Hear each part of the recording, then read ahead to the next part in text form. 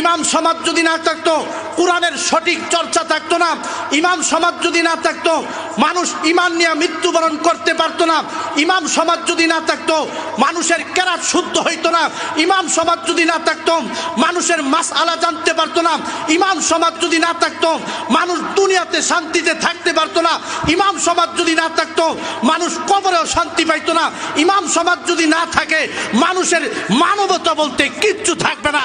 এই ইমাম সমাজের উসিলা আল্লাহ তাআলা মানুষকে টিকিয়ে রাখছেন, মানবতা টিকিয়ে রাখছেন, ঈমান টিকিয়ে রাখছে। ঠিক না বেঠিক? একজন ইমাম পথগুলা মানুষকে পথ দেখায়। একজন ইমাম যেই মানুষটা তার রবের সাথে সম্পর্ক চিহ্ন তাকে টেনে এনে রবের সাথে সম্পর্ক জোড়া। দুনিয়ার মধ্যে ইমামরা মানুষকে আল্লাহর সাথে বন্ধুত্ব কায়েম করা। কবরেও ইমামরা মানুষের জন্য দোয়া করে। কিয়ামতের ময়দানেও এই ইমামরা মুসল্লিদের জন্য সুপারিশ করে করে আল্লাহর জান্নাতে নিয়ে যাবে। সুবহানাল্লাহ। তোমার সম্পর্ক থাকতে টাকাওয়ালার সাথে, তোমার সম্পর্ক থাকতে পারে মেম্বারের সাথে, তোমার সম্পর্ক থাকতে পারে প্রধানমন্ত্রীর সাথে, তোমার সম্পর্ক থাকতে পারে প্রেসিডেন্টের সাথে। কিন্তু সব প্রেসিডেন্টের প্রেসিডেন্ট যিনি, সকল বাদশার বাদশা যিনি সব কিছুর স্রষ্টা, ওই স্রষ্টার সাথে 24 ঘন্টা যাদের সম্পর্ক তারা হলেন ইমাম সমাজ, তারা হলেন খতিবগণ, তারা হলেন আলেমগণ, তারা হলেন মুয়াজ্জিনগণ। ঠিক না বেঠিক? কোরআন হাদিসের আলোকে ইমাম খতিবের মর্যাদা, পাশাপাশি মুয়াজ্জিন সাহেবের মর্যাদা। ইমাম আরবি শব্দ, it is an Arabic word, এটা একটি আরবি শব্দ। আবার ধর্মীয় নেতাকেও ইমাম বলা হয়েছে। আমাদের সমাজে বিশেষ করে যারা নামাজের ইমামতি করেন তাদেরকে আমরা ইমাম হিসাবে চিনি। ইমাম শব্দটা আরবি, এর অর্থ হল লিডার, নেতা। পরিভাষায় হুয়া মান ইউক্তাদা বিহি ওয়া ইউকদ্দামু ফি উমুরিন নাস, যাকে অনুকরণ করা হয়, মানুষের সর্ব কাজে যাকে আগে বাড়িয়ে রাখা হয়, যিনি অগ্রণী ভূমিকা পালন করেন তাকে ইমাম বলা হয়। এর আরেকটা ডেফিনেশন, ইমাম কাকে বলা হয়? হুয়া মান ইউক্তাদা বিহি ফিস সালাওয়াতিল খামস, the man who is followed in the 5 times salat by prayerfuls is called an imam. 5 ওয়াক্ত নামাজে আমরা যাকে অনুকরণ করি, যার পিছনে আমরা নামাজ পড়ি তাকে ইমাম বলা হয়। যিনি নামাজ পড়ান, যার পিছনে নামাজ পড়া শুদ্ধ, একজন যোগ্য কোয়ালিফাইড আলেমকে ইমাম বলা হয়। পাশাপাশি খতিব, যিনি খতিব তিনিও একজন ইমাম, কারণ তিনি জুমার নামাজ পরিচালনা করেন। জুমার আগে যেহেতু উনি খুতবা পরিবেশন করেন এবং বাংলা ভাষায় মানুষের কল্যাণে কিছু কথাবার্তা নসিহত বলেন, এই কারণে উনাকে খতিবও বলা হয়। ইমাম খতিব ওনারা যেই দায়িত্ব পালন করেন, এটা এক সর্বোচ্চ সম্মানজনক গুরুত্বপূর্ণ একটা দায়িত্ব। আজকে এই বিষয়টা আমি এখানে এই জন্য এনেছি, আপনাদেরকে বলছি না, বাংলাদেশের বিভিন্ন জায়গায় ইমাম খতিব মুয়াজ্জিনদেরকে নানাভাবে অত্যাচার করা হচ্ছে, নানাভাবে কষ্ট দেওয়া হচ্ছে, তাদেরকে চাকরের মতন আচরণ করা হচ্ছে। ইমাম খতিব মুয়াজ্জিনদের সাথে যা ইচ্ছা তাই করা হচ্ছে। ঠিক না বেঠিক? আজকে যারা এই সমস্ত কাজ করেন তাদেরকে আজকে এই আলোচনাটা I am requesting to listen my today's discussion. ইমামতি, খতিবগিরি, এটা সর্বোচ্চ গুরুত্বপূর্ণ সম্মানজনক একটি দায়িত্ব। এটা কোনো মানুষের চাকরি নয়, এটা কোনো কমিটির চাকরি নয়, এটা কোনো নেতার চাকরি নয়, এটা কোনো ব্যক্তির চাকরি নয়, এটা কোনো এমপির চাকরি নয়, এটা কোনো মন্ত্রীর চাকরি নয়, এটা কোনো প্রশাসনের চাকরি নয়, এটা কোনো সভাপতির চাকরি নয়, এটা কোনো সেক্রেটারির গোলামি নয়, এটা আল্লাহর গোলামি। ঠিক না বেঠিক?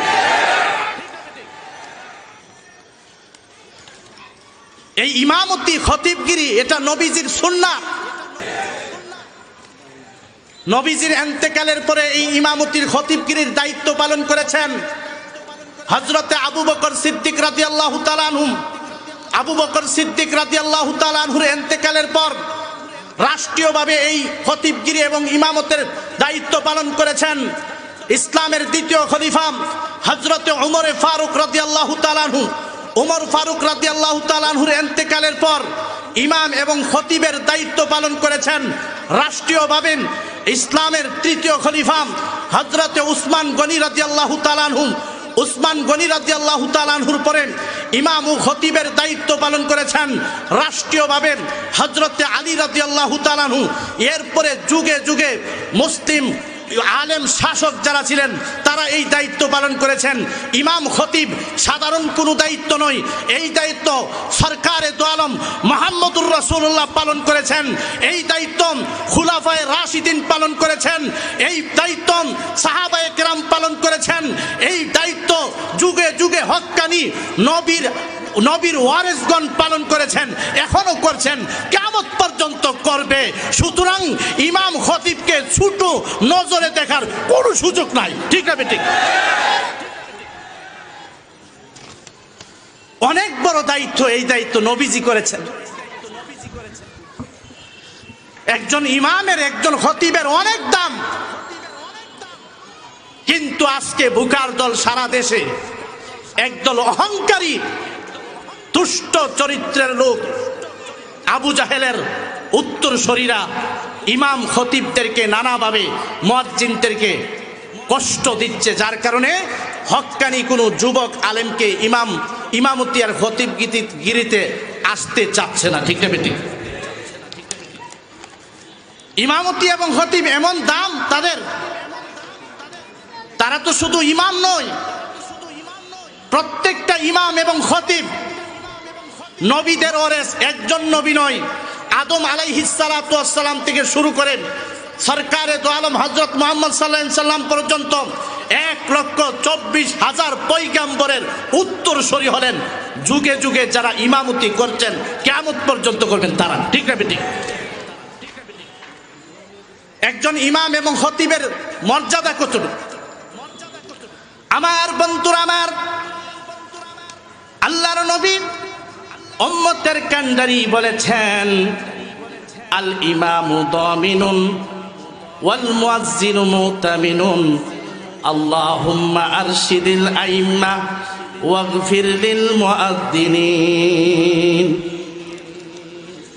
আল্লাহর হাবিব উম্মতের কান্ডারি বলেছেন, একজন ইমাম হলেন, একজন খতিব হলেন সমস্ত মুসল্লিদের জামিনদার, জিম্মাদার।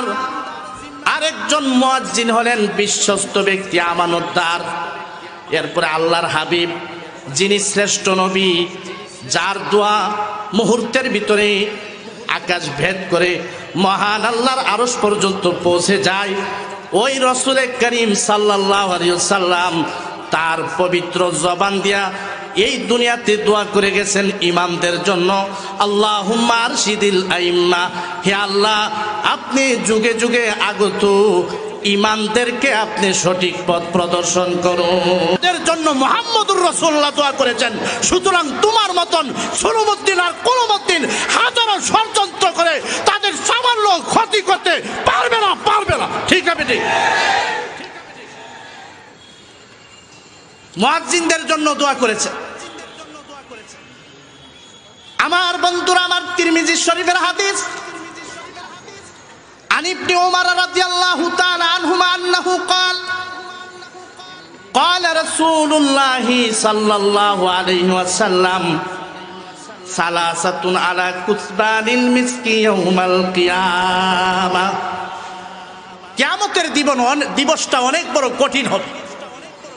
কিয়ামতের ময়দানটা সবচাইতে বড় কঠিন হবে। There is nobody will be able to discuss condition of the day of the judgment. কিয়ামতের ময়দান এত বড় কঠিন হবে, পৃথিবীর কোনো মানুষের ক্ষমতা নাই সেই ভয়াবহ পরিস্থিতি বর্ণনা করে যথাযথ জাতিকে শোনাইতে পারবে। ঠিক না? আল্লাহ রাব্বুল আলামিন কোরআনে কারিমে বলেছেন, ফাকাইফা তাত্তাকুনা ইন কাফারতুম ইয়াউমান ইয়াজআলুল বিলদানা শিবা।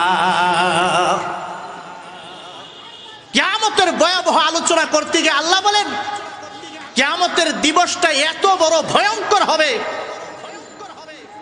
ওই দিবসটা এত বড় কঠিন হবে, that day will make the children old.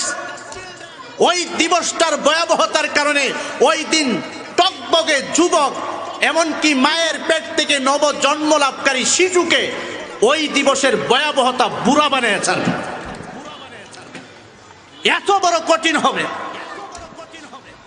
আমার বন্ধুরা, আমার তাফসিরে কাশফের মধ্যে এসেছে, আল্লামা জারুল্লাহ জমখশরী রাহমাতুল্লাহি আলাইহি কিয়ামতের ভয়াবহতা বর্ণনা করতে গিয়ে বলেন, একটা যুবক এশা নামাজের পরে ঘুমাইছে, সকালবেলা ঘুম থেকে উঠে দেখে ওই যুবকটা পরিপূর্ণ বৃদ্ধ হয়ে গেছে, বুড়া হয়ে গেছে।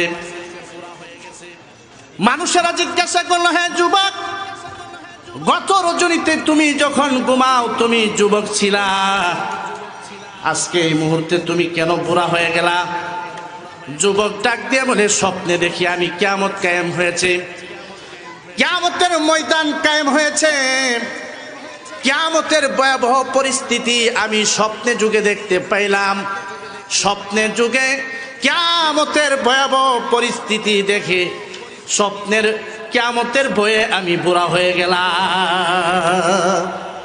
স্বপ্নে যুগে কিয়ামত দেখে বুড়া হয়ে গেছে, তাইলে কেমন ভয়ঙ্কর।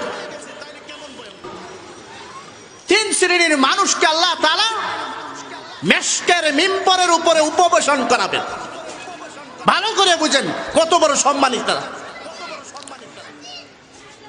এক শ্রেণীর হলো আল্লাহর হাবিব বলেন, আব্দুল আদ্দা হাক্কাল্লাহি ওয়া হাক্কা মাওলা। এক ব্যক্তি, ওই ব্যক্তি যে ব্যক্তি দুনিয়ার মধ্যে কারো গোলাম ছিল, দুনিয়ার মনিবের হক আদায় করেছেন, আল্লাহ রাব্বুল আলামিনের আদেশ আদায় করার পাশাপাশি দুনিয়ার মনিবের হক আদায় করেছে। দ্বিতীয় নাম্বার, রাজুলুন আম্মা কওমান ওয়াহুম বিহি রাদুন। দ্বিতীয় নাম্বার, সম্মানের সহিত কিয়ামতের ময়দানে মেশকের টিলার উপরে অবস্থান করবে দুনিয়ার ওই সমস্ত উলামায়ে হাজরাত, ওই সমস্ত আলেম যারা দুনিয়ার মধ্যে 5 ওয়াক্ত নামাজের মাধ্যমে, ইমামতির মাধ্যমে 5 ওয়াক্ত নামাজ দৈনিক আদায় করতেছে। দুনিয়াতে যারা 5 ওয়াক্ত নামাজের ইমামতি করতেছেন, ওই সমস্ত ইমামদেরকে আল্লাহ রাব্বুল আলামিন কিয়ামতের ময়দানে নিরাপদে রাখবেন। তারা কোনো ভয়াবহ পরিস্থিতির সম্মুখীন হবে না। আখিরাতে তারা সম্মানের সর্বোচ্চ আসন গ্রহণ করবে। আল্লাহ তাআলা তাদেরকে আরশের ছায়া তলে রাখবেন, মেশকের আসনের উপর, সিংহাসনের উপর বসাবেন। তারা সম্মানে থাকবে। দুনিয়াতে যদিও আপনি আমি সম্মান না দেই, মহান আল্লাহ ইমাম, খতিব এবং মুয়াজ্জিনদেরকে কিয়ামতের ময়দানে বড় সম্মান দান করবে। সুবহানাল্লাহ। আল্লাহর রাসূল ইমামতির প্রতি উৎসাহিত করেছেন। রাসূল ইমামতি করতেও বলেছেন, হাদিসে আছে।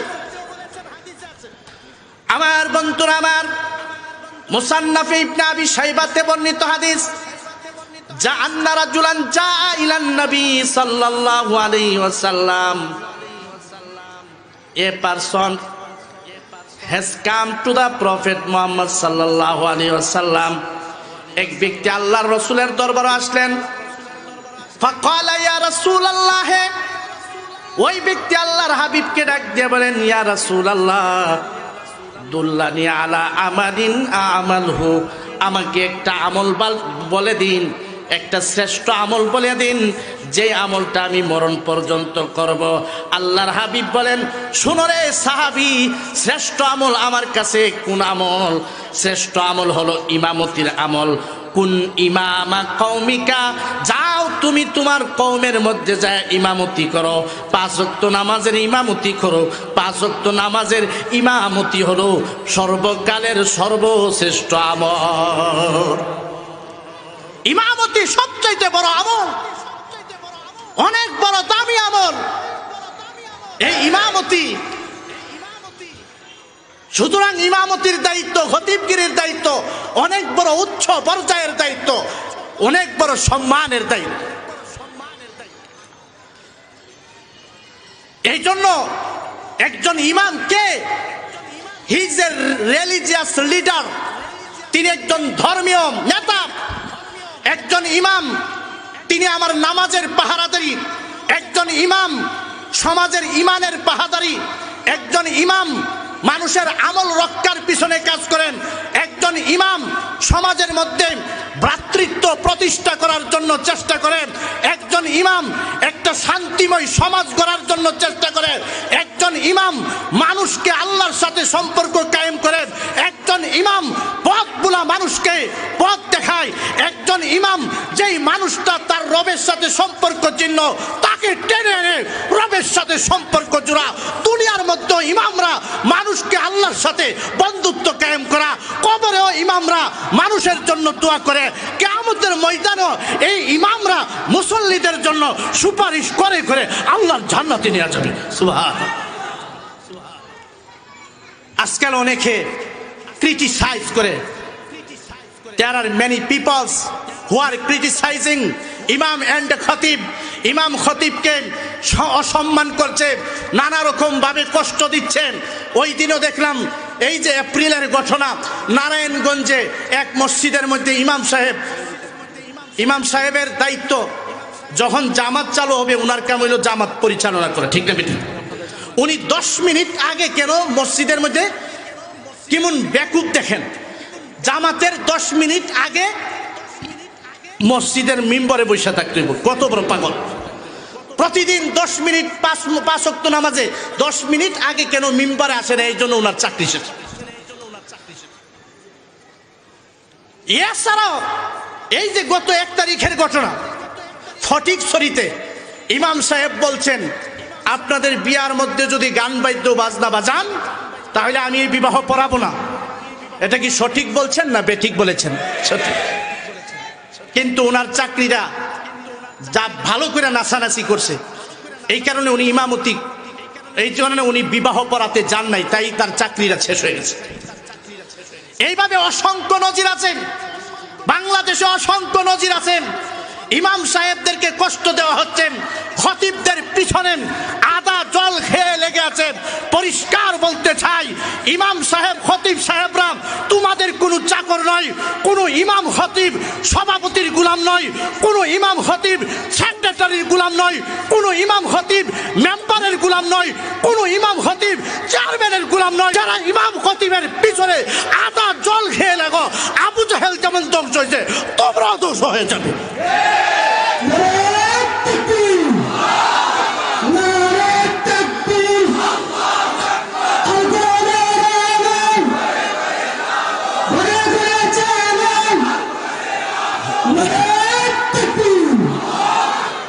ইমাম সাহেব তিনি আল্লাহর দায়িত্ব পালন করেন, খতিব সাহেব আল্লাহর দায়িত্ব পালন করেন। সাবধান, বি কেয়ারফুল, ধ্বংস হয়ে যাবে, বেঈমান হয়ে মরবে, আবুল আহাবের উত্তরসূরি হয়ে মরবে, আবু জাহেলের উত্তরসূরি হয়ে মরবে, ইহুদি নাসারাদের উত্তরসূরি হয়ে মরবে। যদি কোনো ইমাম খতিবের পিছনে আদা জল খেয়ে নামো, এখনো সময় আছে, তওবা করো, তওবা করো, তওবা করো, তওবা করো, না হলে পচে গলে মরবে। ঠিক না বেঠিক? আজকে ইমাম সমাজ যদি না থাকতো, মানুষের ইমান ধ্বংস হয়ে যেত। ইমাম সমাজ যদি না থাকতো, মানুষের আমল ধ্বংস হয়ে যেত। ইমাম সমাজ যদি না থাকতো, মানুষের ইবাদত ধ্বংস হয়ে যেত। ইমাম সমাজ যদি না থাকতো, মানুষের মধ্যে মানবতা থাকতো না। ইমাম সমাজ যদি না থাকতো, ইসলাম থাকতো না। ইমাম সমাজ যদি না থাকতো, কোরআনের সঠিক চর্চা থাকতো না। ইমাম সমাজ যদি না থাকতো, মানুষ ইমান নিয়ে মৃত্যুবরণ করতে পারতো না। ইমাম সমাজ যদি না থাকতো, মানুষের কেরাত শুদ্ধ হইতো না। ইমাম সমাজ যদি না থাকতো, মানুষের মাসআলা জানতে পারতো না। ইমাম সমাজ যদি না থাকতো, মানুষ দুনিয়াতে শান্তিতে থাকতে পারতো না। ইমাম সমাজ যদি না থাকতো, মানুষ কবরেও শান্তি পাইতো না। ইমাম সমাজ যদি না থাকে, মানুষের মানবতা বলতে কিচ্ছু থাকবে না। এই ইমাম সমাজের উসিলা আল্লাহ তাআলা মানুষকে টিকিয়ে রাখছেন, মানবতা টিকিয়ে রাখছেন, ইমান টিকিয়ে রাখছেন। ঠিক না বেঠিক? এখন বলতে পারেন হুজুর এটা কি কইলেন? ইমামদের উসিলা ইসলাম টিকিয়ে রাখছে। হ্যাঁ হ্যাঁ, অবশ্যই, অফকোর্স, হোয়াই নট। প্রধানমন্ত্রী ঘোষণা দিয়েছেন। উদাহরণ দিয়ে I want to clear this subject with an example in front of you. একটা উদাহরণ দিয়ে বলতে চাই। প্রধানমন্ত্রী বলেছেন, আমি আমার বাংলাদেশের প্রতিটা মাটির ধুলা, প্রতিটা অঞ্চলের ধুলাকণি হেফাজত করব। বুঝছেন কথাটা? বুঝছেন ঘোষণাটা? আচ্ছা, এই যে প্রধানমন্ত্রী ঘোষণা দিলেন, বাংলাদেশের প্রত্যেকটা অঞ্চলের ধুলিকণা পর্যন্ত শত্রুর হাত থেকে হেফাজত করব। প্রধানমন্ত্রী কি রাত জায়গায় জায়গায় আপনার এলাকায় পাহারাদারি করে? কথা বুঝছেন নাকি? বুঝি পাহারাদারি করে।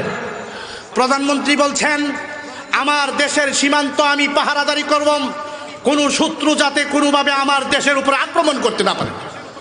প্রধানমন্ত্রী কি রাত জায়গায় জায়গায় এই ঘোষণার পরে রাত্র জায়গায় পাহারাদারি করে? পাহারাদারি করে না। প্রধানমন্ত্রী জানে এটা আমি করব না, আমি সংরক্ষণ করব, এই ঘোষণা দিব, বাকি আমি একটা বাহিনী তৈরি করব, আর শক্তিশালী বাহিনী, ওই বাহিনীর মাধ্যমে আমার দেশের সীমান্ত রক্ষা করব। ঠিক না বেটি? একটা বাহিনীর মাধ্যমে প্রধানমন্ত্রী দেশ সংরক্ষণ করেন, সীমান্ত রক্ষা করেন। আর ওই বাহিনী আমরা মনে করি, আমরা বুঝি যেমন আর্মি, এই আর্মির মাধ্যমে সীমান্ত পাহারাদারি করে।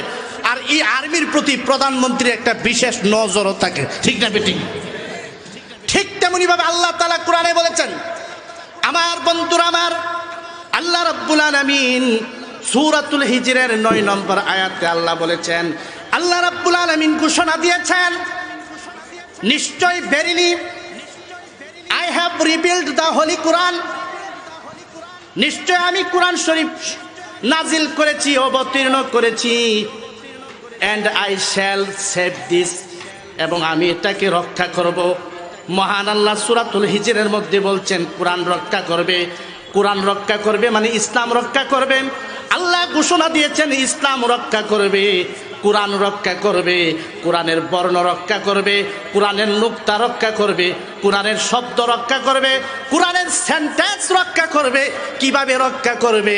দুনিয়াতে প্রধানমন্ত্রীরা যেমন ঘোষণা দেয়, প্রেসিডেন্ট যেমন ঘোষণা দেয়, আমার দেশের প্রতিটা দুলাকুনি হেফাজত করব। এরপরে প্রেসিডেন্ট একটা সৈনিক তৈরি করে, আর্মি তৈরি করে, আর্মির মাধ্যমে দেশ রক্ষা করে। ঠিক তেমনিভাবে আল্লাহ রাব্বুল আলামিন এই দুনিয়ার মধ্যে ইসলাম রক্ষা করার আল্লাহ ঘোষণা দিয়েছেন। আর এই ইসলাম রক্ষা করার জন্য আল্লাহ তাআলা একটা সৈনিক, একটা সোলজার বাহিনী তৈরি করেছেন। সেই বাহিনীর নাম হলো হক্কানি উলামায়ে কেরাম, এই ইমাম সমাজ। ঠিক না বেটি? উলাইকা হিজবুল্লাহ আলা ইন্না হিজবাল্লাহি হুমুল গালিবুন। ইমাম সাহেব হলো আল্লাহর সোলজার। এই পৃথিবীতে ইসলাম সংরক্ষণ করার জন্য আলেমরা হলো আল্লাহর সৈনিক, আলেমরা হলো ইসলাম সংরক্ষণের সৈনিক। ইসলামের সীমান্ত উলামায়ে কেরাম দ্বারা আল্লাহ তাআলা সংরক্ষণ করবেন। প্রধানমন্ত্রীর ঘোষণার পরে সৈনিকদের দ্বারা, যেমন সোলজারের দ্বারা, আর্মির দ্বারা তিনি রক্ষা করেন। আল্লাহ এই পৃথিবীতে যতদিন ইসলাম টিকিয়ে রাখবেন, ইমামদের মাধ্যমে টিকিয়ে রাখবেন, উলামায়ে হযরতের মাধ্যমে টিকিয়ে রাখবেন, খতিবদের মাধ্যমে টিকিয়ে রাখবেন। আল্লাহ যখন ইচ্ছা করবেন দুনিয়া তার ইসলাম দরকার নাই, তখন হক্কানি আলেমদেরকে মৃত্যুর মাধ্যমে দুনিয়া থেকে উঠায়, এভাবে দুনিয়া থেকে এলেম উঠায় নিবে। ঠিক আছে বেটি? এই জন্য উলামায়ে কেরাম হইল আল্লাহর সৈনিক। আর আল্লাহর সৈনিকরা নিশ্চয়ই বিজয় হবে। Verily they will be successful in everywhere. তারা সব জায়গায় বিজয় হবে। সাময়িক তুমি কষ্ট দিতে পারো। আজকে ইমাম সাহেবরা হক কথা বলে, ইমাম সাহেবরা তো হক কথা বলতে হবে, খতিব সাহেবরা হক কথা বলতে হবে। যদি না বলে আল্লাহর দরবারে তারা জবাবদিহি করতে হবে। ঠিক না বেটি? তুমি তোমার বাড়িতে নারী নাচাচ্ছ, তুমি নাচানাচি করাচ্ছ, একটা মুসলমানের কাজ না। It is not duty of any Muslim. এটা মুসলমানদের কাজ হইতে পারে না। বিবাহ উপলক্ষে নাচানাচি করছ, গান বাদ্য করছ, সুদ খাইতেছ, ঘুষ খাইতেছ, চুরি করতেছ, ডাকাতি করতেছ, হাইজিকিং করতেছ, মদ খাইতেছ, মানুষের হক নষ্ট করতেছ, মানুষের বুকে চাকু মারতেছ। এইগুলা ইমাম সাহেব খতিব সাহেবরা বলা তাদের দায়িত্ব। আর এইগুলা বলার কারণে তোমরা তাদের পিছনে লাইকে যা, যাদের পিছনে লাগতে যাবেন না তাদের সাহায্য করেন। কিয়ামতের ময়দানে কাজে আসবে। কেমন কাজে আসবে? হাদিসের মধ্যে এসেছে, قال رسول الله صلى الله عليه وسلم يقول الله تعالى للعلماء يوم القيامة إذا قعد على كرسيه لقضاء عباده يا معشر العلماء। আজকে যারা ইমামদের সাথে থাকবেন, খতিবদের সাথে থাকবেন, ইমাম খতিবকে ভালোবাসবেন, সাহায্য করবেন, সহযোগিতা করবেন, হক কথা বলার জন্য রাস্তা খুলে দিবেন। জেনে রাখেন কিয়ামতের ময়দানে আপনার নাজাতের জন্য এটা ওসিলা হয়ে যাবে। কিয়ামতের ময়দানে আল্লাহর হাবিব বলেন, আল্লাহ রাব্বুল আলামিন যখন সিংহাসনে আসন গ্রহণ করবে, আল্লাহ রাব্বুল আলামিন সমস্ত আলেমদেরকে ডাকবেন, খতিবদেরকে ডাকবেন, ইমামদেরকে ডাকবেন, হাফেজদেরকে ডাকবেন, মুয়াজ্জিনদেরকে ডাকবেন। আল্লাহ আলেম, হাফেজ, মাওলানা, মুফতি, খতিব, ইমাম সাহেবদেরকে ডাকতে বলবেন, আসো আসো। সমস্ত ইমাম সাহেবরা will, every imam and khatib will stand in front of Allah on the day of judgment. প্রত্যেক ইমাম খতিব আল্লাহর ডাকে সাড়া দিয়া আল্লাহর সামনে যখন হাজির হয়ে যাবেন, আল্লাহ বলবেন, শোনো, দুনিয়াতে আমি তোমাদেরকে আলেম বানিয়েছিলাম, তোমাদেরকে আমার কোরআনের সৈনিক বানিয়েছিলাম, ইসলামের সংরক্ষক বানিয়েছিলাম। আজকের দিনে হিসাব নিয়ে বেইজ্জতি করার জন্য না। যারে আলেম যা, ও ইমাম সাহেব যাও, আমি আল্লাহ ক্ষমা করে দিলাম। আই হ্যাভ ফরগিভেন ইউ, আমি তোমাকে মাফ করে দিলাম। Enter in the paradise without calculation, বিনা হিসাবে তুমি আমার জান্নাতে চলে যাও। ইমাম সাহেব, আলেম ওলামারা যারা আজকে মোহাব্বত করতেছেন, শুনেন, কাজে লাগবেন। ইমাম সাহেব বলবেন, আল্লাহ আমি কিভাবে যাইব? দুনিয়ার মধ্যে আমার কিছু মুহিব্বিন ছিল, ভালোবাসতো। দুনিয়ার মধ্যে অনেক যুবক আমাকে ভালোবাসতো, আমাকে দিনের কাজে সাহায্য করত, ইসলামের জন্য ভালোবাসতো, আমার ওয়াজ শুনতাম, আমাকে হক কথা বলার পথে সাহায্য করতাম। ওই সমস্ত মুসলমানরা কোথায়? ওই সমস্ত বন্ধুরা কোথায়? তাদেরকে এনে দাও, তাদেরকে ছাড়া আমি জান্নাতে যাইতে পারবো না।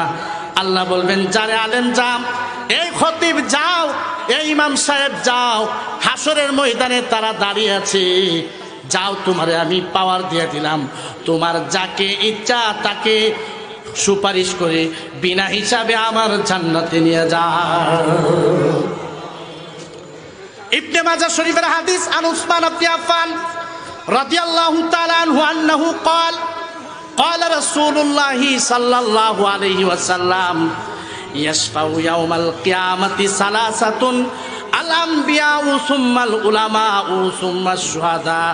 ইবনে মাজাহ শরীফের হাদিস, the prophet Muhammad sallallahu alaihi wasallam has said, three type of person will recommend on the day of judgment. তিন শ্রেণীর মানুষ কিয়ামতের ময়দানে সুপারিশ করবে।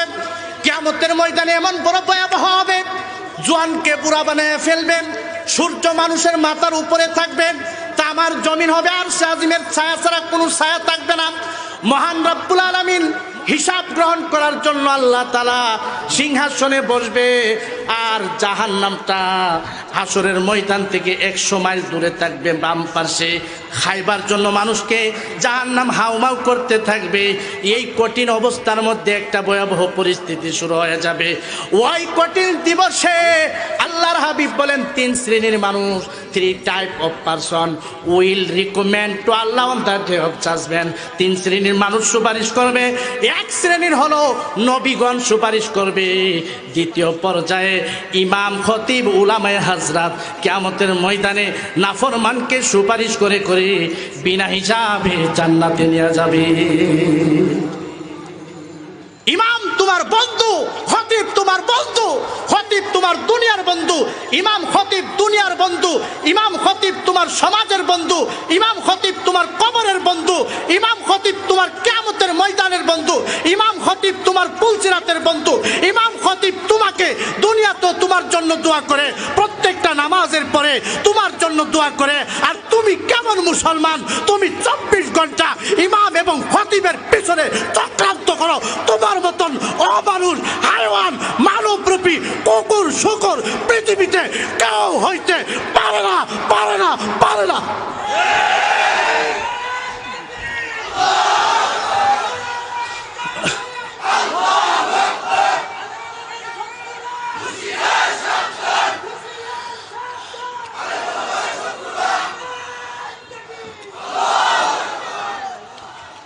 কষ্ট লাগে। It is not my word, এটা আমার শব্দ নয়, মুহাম্মদুর রাসূলুল্লাহর শব্দ।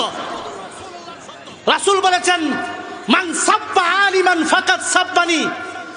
যেই ব্যক্তি কোনো আলেমকে গালি দিল, কোন খতিবকে গালি দিল, কোন ইমামকে গালি দিল, কোন হাফেজকে গালি দিল, কোন মুয়াজ্জিন যদি আলেম হয় তাকে গালি দিল, মুহাম্মদুর রাসূলুল্লাহ বলে সে আমাকে গালি দিছে, সে খতিবকে গালি দেয় নাই, ইমামকে গালি দেয় নাই, সে আমি মুহাম্মদুর রাসূলুল্লাহকে গালি দিছে। নাউযুবিল্লাহ। আল্লাহর রাসূলরে গালি দিয়া হাজী সাহেব বেহেশতে যাইবগা, কি কন? আল্লাহ রাসূলরে গালি দিয়া হাজী সাহেব মুক্তি ভাইয়া লইবে। আল্লাহ রাসূলকে গালি দিয়া হাজী সাহেব কবরে গিয়া জান্নাতের খাদের মধ্যে শুইবে না সাফা ফাড়াই লইবে, সাফা ফাড়াই লইবে। দেখেন ইমাম সাহেবরা আপনাদের কত উপকার করে। আজকে ইমাম যদি না থাকতো, খতিব যদি না থাকতেন, আলেম যদি না থাকতে, প্রত্যেকটা ঘরে ঘরে 4 সন্তান হইতো, ঠিক না বেটি? ইমাম সাহেবরা থাকার কারণে, এই ইমাম সমাজ, খতিব সমাজ, উলামায়ে হাজরাত থাকার কারণে আজকে আপনি আমার আব্বার বিয়াটা বিশুদ্ধ মতে হয়েছে। এই কারণে আমি 4 সন্তানের উপাধি থেকে বেঁচে গেছি, ঠিক না বেটি? কত বড় উপকার করছে এই বেটা। আইক্যাওয়ালার বাচ্চা, অমানুষের বাচ্চা, তোর পায়ের চামড়া দিয়া যদি ইমাম খতিবের জুতা বানায়া দেন তার ঋণ পরিশোধ হবে না। তোকে 4 সন্তানের কাতার থেকে বাঁচাইছে, এরপরে তোকে নাম রাখছে, মানুষ বানাইছে কোরআনের শিক্ষা দিয়া, ঠিক না বেটি? এরপরে তোর বিয়া পড়াইছে শুদ্ধ মতে, জিনা থেকে বাঁচাইছে, ঠিক না বেটি? এরপরে তুমি যখন মরে যাও, প্রথমেই জানাজা আল্লাহু আকবার কই আল্লাহর কাছে সুপারিশটা করে কে? ইমাম খতিব, ঠিক না বেটি? এরপরে তোমার কবরে রাইখা হাত উঠায়া দোয়া করে ইমাম এবং খতিব প্রত্যেক 5 ওয়াক্ত নামাজের পর তোমার সুস্থতার দোয়া করে, তোমার সম্পদের হেফাজতের দোয়া করে, তোমাদের জানমালের হেফাজতের দোয়া করে, তোমার পরিবারের জন্য দোয়া করে, তোমার দুনিয়ার কল্যাণের জন্য দোয়া করে, তোমার কবরের কল্যাণের জন্য দোয়া করে, কিয়ামতের ময়দানে তোমাকে বাঁচাইবার জন্য পাগল হয়ে যাবে। আজকে তুমি কিভাবে এই আলেমদের পিছনে, ইমামদের পিছনে, খতিবদের পিছনে আদা জল খেয়ে নেমেছ? সাবধান হও, তওবা করো, তওবা করো, তা না হলে কিয়ামতের ময়দানে আল্লাহ গাঁটটা ছিঁড়ে ফেলবে, দুধটা ছিঁড়ে ফেলবে, জাহান্নামের শিকল পরায়া জাহান্নামে বেইজ্জতি অবস্থায় নিক্ষেপ করবে, ঠিক না বেটি?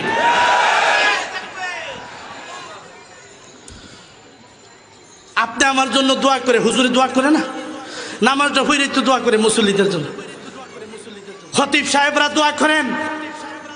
আশ্চর্য, তুমি যখন ঘুমায় থাকো শেষ রাত্রে তার হাত তুলে আল্লাহর সাথে কানেকশন, আরশের সাথে কানেকশন কায়েম করে যদি এক ফোঁটা চোখের পানি তোমার বিরুদ্ধে ছাড়ে, তুমি জাহান্নামে যাবে, ধ্বংস হয়ে যাবে। ঠিক আছে? ওই মৌলানা দোয়া করলো, আল্লাহ হেরে ধ্বংস করো। আমি কি করলাম? আমিন কইলাম। 24 ঘন্টা পরে খবর আইছে হে অ্যাক্সিডেন্ট করে মরছি। দেখছেন? খবরদার, যারা এইগুলা করে এরা মানুষ নয়, অহংকারী দুনিয়াতে চলেন, টাকার বাহাদুরি দুনিয়াতে চলেন, ক্ষমতার বাহাদুরি দুনিয়াতে চলেন। আজরাইলের সামনে চলবে না, কবরে চলবে না, কিয়ামতের ময়দানে চলবে না।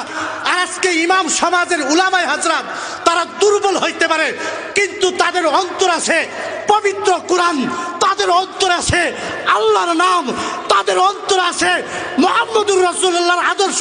তারা নবীর উত্তরসূরি। দুনিয়াতে তোমরা ইজ্জত না দিতে পারো, তারা মরতে দেরি হবে। 70,000 ফেরেশতা তাদের রূহকে সংবর্ধনা দিয়ে আরশে পৌঁছাইতে দেরি করবে না। তারা কবরে যাইবে, তাদের বাহাদুরি বাড়বে। কিয়ামতের ময়দানে যেদিন তোমরা জিরো হয়ে যাইবা, ওই দিন প্রত্যেকটা আলেম, প্রত্যেকটা খতিব, প্রত্যেকটা ইমাম 500 হয়ে যাবে। ঠিক আছে? ঠিক। আফসোস করবা, আফসোস করবা। You will regret on the day of judgement.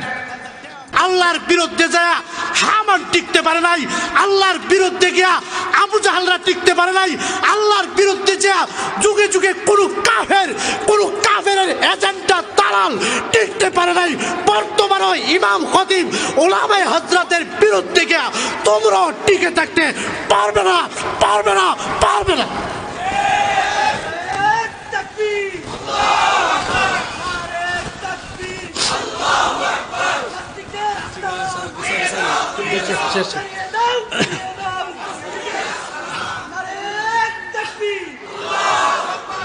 এই জন্য আমার দুস্থ বুজুর্গণ, ইমাম খতিবদেরকে সম্মান করতে হবে।